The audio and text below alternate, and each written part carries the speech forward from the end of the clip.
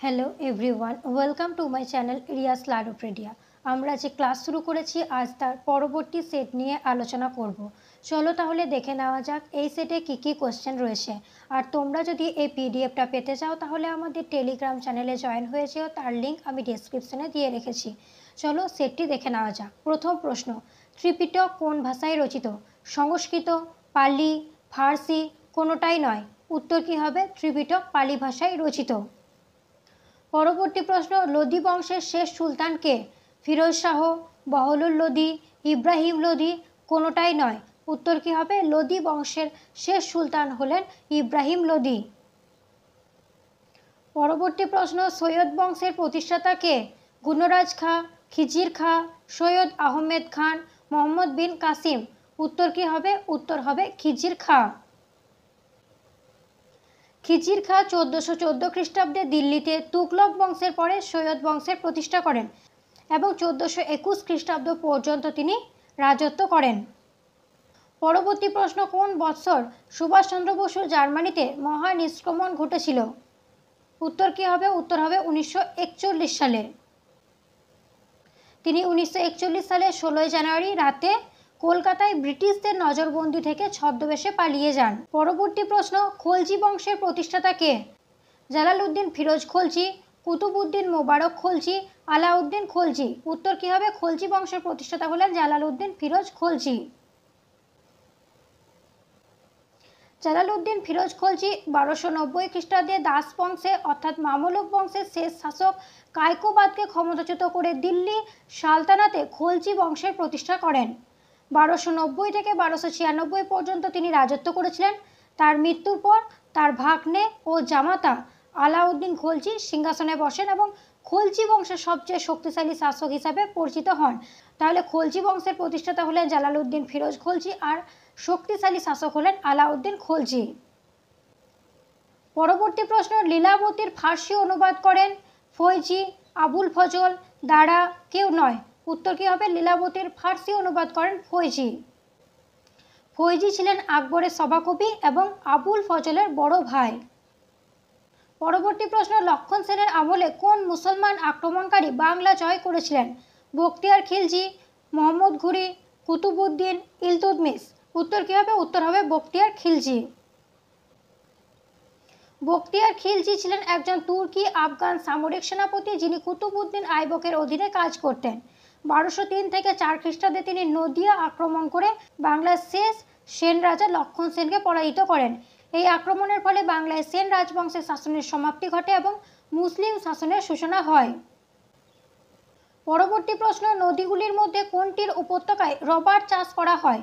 পেরিয়ার, নর্মদা, তাপ্তি, সোন। উত্তর কী হবে? উত্তর হবে পেরিয়ার। পেরিয়ার নদী কেরালা রাজ্যের প্রধান নদীগুলির মধ্যে একটি। কেরালা হলো ভারতের রবার চাষে প্রথম স্থানাধিকারী রাজ্য। পেরিয়ার নদীর অববাহিকা এবং সংলগ্ন অঞ্চলের অনুকূল আর্দ্র জলবায়ু ও ল্যাটেরাইট মৃত্তিকা রবার চাষের জন্য অত্যন্ত উপকারী। তাহলে পেরিয়ার নদীর অববাহিকায় রবার চাষ হয়, এটি কেরালা রাজ্যে অবস্থিত। পরবর্তী প্রশ্ন, নিম গাছ হলো ক্রান্তীয় আর্দ্র চিরহরিৎ গাছ, ক্রান্তীয় আর্দ্র পর্ণমোচী গাছ, ক্রান্তীয় শুষ্ক পর্ণমোচী গাছ, ক্রান্তীয় চিরহরিৎ গাছ। উত্তর কী হবে? ক্রান্তীয় শুষ্ক পর্ণমোচী গাছ। এই ধরনের গাছগুলি উষ্ণ এবং শুষ্ক জলবায়ুতে ভালোভাবে জন্মায়।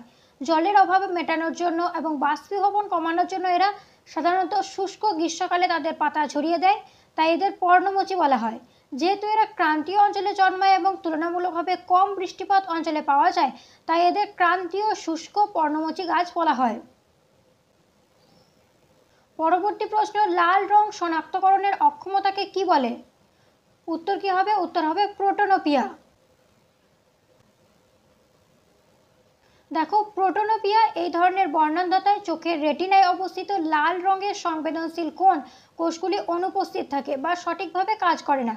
এর ফলে ব্যক্তি লাল রং এবং সবুজের কিছু শেড চিনতে কিন্তু অক্ষম হয়। আর ডিউটেরানোপিয়া এই ক্ষেত্রে সবুজ রঙের সংবেদনশীল কোষগুলি ত্রুটিপূর্ণ হয়। এর ফলে ব্যক্তি সবুজ রং এবং লালের কিছু শেড চিনতে পারে না। আর আছে মায়োপিয়া, এটি দূরদৃষ্টি যেখানে কাছের জিনিস পরিষ্কার দেখা গেলেও দূরের জিনিস ঝাপসা দেখায়, এই চোখের একটি প্রতিসরণ সংক্রান্ত ত্রুটি। দেখবে বাচ্চাদের ব্ল্যাকবোর্ড দেখতে পাওয়া যায় না, এই ত্রুটিটা কিন্তু মায়োপিয়া।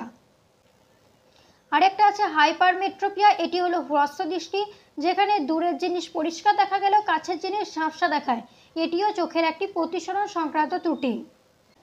পরবর্তী প্রশ্ন, নিচের কোনটি থার্মোপ্লাস্টিক নয়? নাইলন, পলিথিন, পশম, পলিয়েস্টার।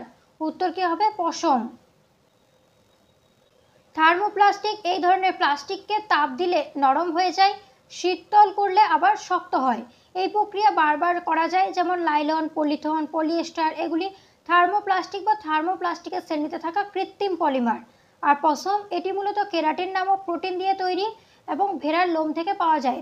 তাপ দিলে এটি নরম হয়ে গলে যায় না এবং এটি দহন হতে পারে বা বিয়োজিত হয়ে যায়, যা প্লাস্টিকের বৈশিষ্ট্য নয়। এটি প্রোটিন তন্তু হয়, এর ধর্ম প্লাস্টিকের থেকে ভিন্ন। পরবর্তী প্রশ্ন, মাছ ধরা ছিপ কোন শ্রেণীর লিভার? উত্তর কি হবে? মাছ ধরা ছিপ তৃতীয় শ্রেণীর লিভার। এই লিভারকে তিন ভাগে ভাগ করা হয়, প্রথম শ্রেণীর লিভার, দ্বিতীয় শ্রেণীর লিভার আর তৃতীয় শ্রেণীর লিভার। প্রথম শ্রেণীর লিভার যে লিভারে আলম্ব, ভার এবং প্রযুক্ত বলের মাঝখানে থাকে, যেমন তুলাদণ্ড, কাঁচি, পেরেক তোলার হাতুড়ি। আর দ্বিতীয় শ্রেণীর লিভার যে লিভারে ভার, আলম্ব এবং প্রযুক্ত বলের মাঝখানে থাকে, যেমন ঠেলাগাড়ি, জাঁতি, সুপারি কাটা যন্ত্র। আর তৃতীয় শ্রেণীর লিভার, এই লিভারে প্রযুক্ত বল, আলম্ব এবং ভারের মাঝখানে থাকে, যেমন মাছ ধরার ছিপ আর চিমটা, মানুষের হাত।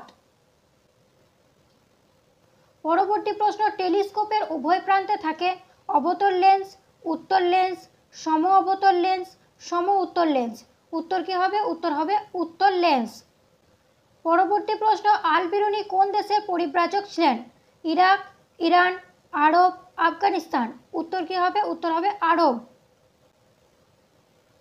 আল বিরুনি ছিলেন একজন পারস্যের বা আরব বিশ্বের অন্যতম শ্রেষ্ঠ বহুবিদ্যা বিশারদ, পণ্ডিত ও পরিব্রাজক।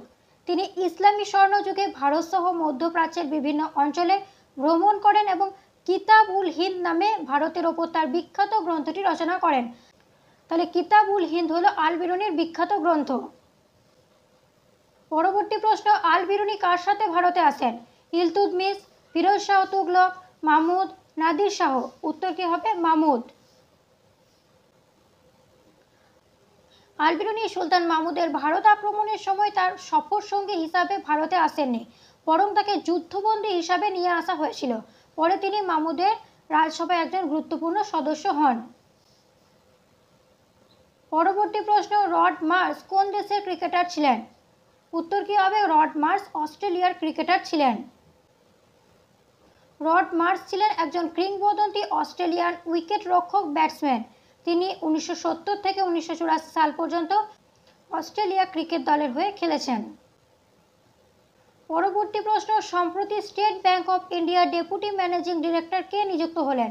উত্তর কি হবে? উত্তর হবে নিতিন চাগ।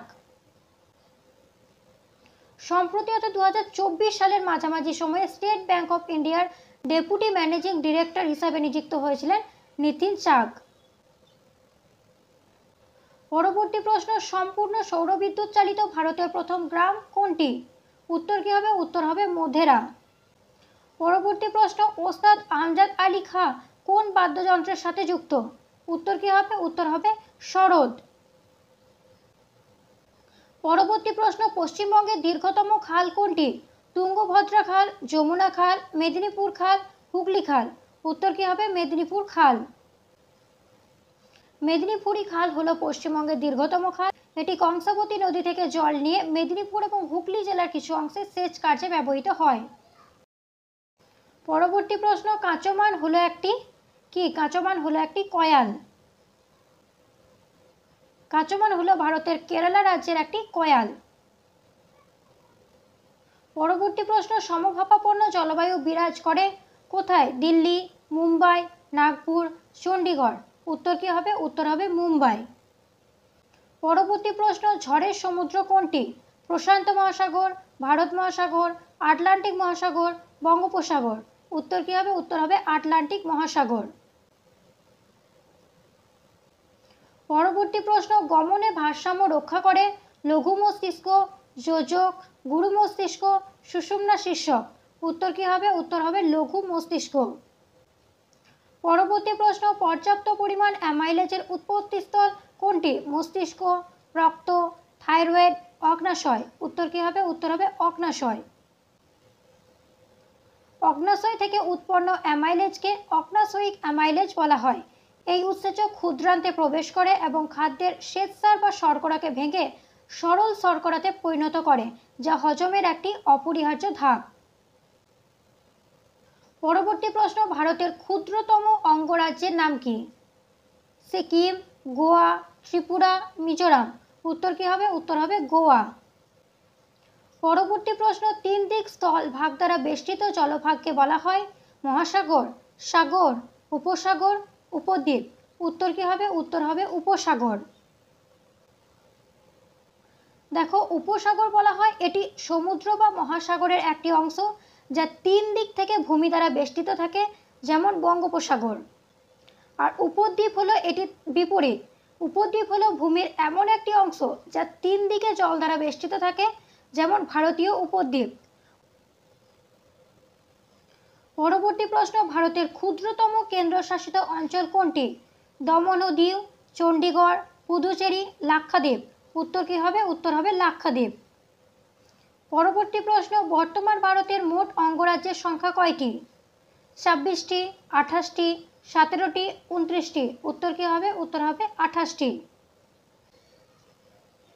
পরবর্তী প্রশ্ন, এটা হবে 2011 সালে জনগণনা অনুসারে ভারতের সাক্ষরতার হার কত?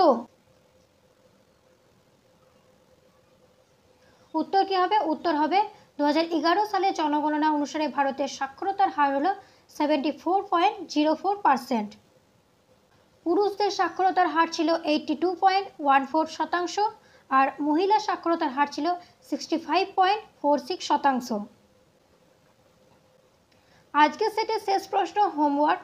ভারতের সংবিধান স্বীকৃত ভাষা কয়টি? 20টি, 21টি, 22টি, 23টি। এই উত্তরটি তোমরা কমেন্টে জানাবে। আর ভিডিওটি ভালো লাগলে লাইক করবে, বন্ধুদের সাথে শেয়ার করবে এবং সাবস্ক্রাইব করবে। চলো, দেখা হচ্ছে অন্য ক্লাসে।